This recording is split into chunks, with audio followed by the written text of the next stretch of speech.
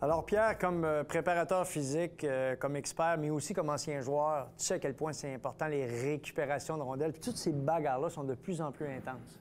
Oui, bien, il y a beaucoup de l'action dans un match qui se déroule en espace restreint. Donc, le long des rampes. Le long des rampes, les changements de direction aussi. Oui. Quand on suit, on fait une approche au porteur, là, et puis le joueur décide de changer de direction. Donc, il faut être capable de réagir à ça.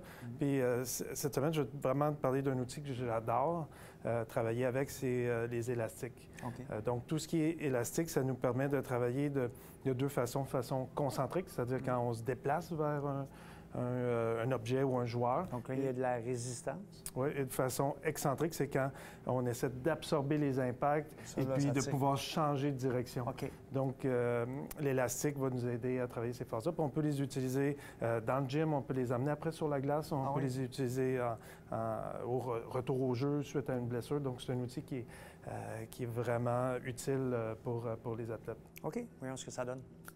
Donc, on voit, il y a la phase concentrique, c'est quand Nicolas s'éloigne, excentrique quand il revient. Ce qui est intéressant, c'est qu'on travaille et la poussée et l'absorption. Et l'absorption de l'impact est vraiment importante pour les changements de direction. Donc, le deuxième exercice implique les croisés. Donc, on veut vraiment, toujours en gardant le concentrique, l'excentrique, mais de façon dynamique en utilisant les croisés. Les croisés, il y en a beaucoup sur la glace. Et puis, on essaie de renforcer vraiment les jambes au niveau des croisés puis absorption d'impact, encore une fois. Alors, Pierre, le troisième, complètement un positionnement différent? Oui, positionnement différent parce qu'on veut refléter vraiment quand un défenseur ou un joueur va aller harponner dans le coin où il doit faire une approche au porteur, terminer une mise en échec. Donc, on veut un mouvement dynamique vers l'avant avec arrêt et puis retour et puis on est en appui aussi à l'arrière. Donc, l'exercice va travailler encore une fois de façon excentrique, concentrique. Donc, on veut travailler une phase où on explose puis une phase où on absorbe le mouvement aussi. Fait que Pierre, on voit la bagarre le long de la rampe. C'est vraiment, à tout point de vue, encore une fois, je sais que on voit ces choses-là, puis c'est comme si on voit les mêmes mouvements, mais là, en action sur patin. Oui, exactement. Tout ce qui se déroule sur des espaces restreints, c'est très, très explosif. Ça demande de changer de direction. Ça demande aussi de pouvoir se diriger vers l'adversaire aussi et puis de réagir. Donc, ce qu'on voit dans le gym, c'est vraiment un transfert qui est important sur la glace pour justement tout ce qui est changement de direction.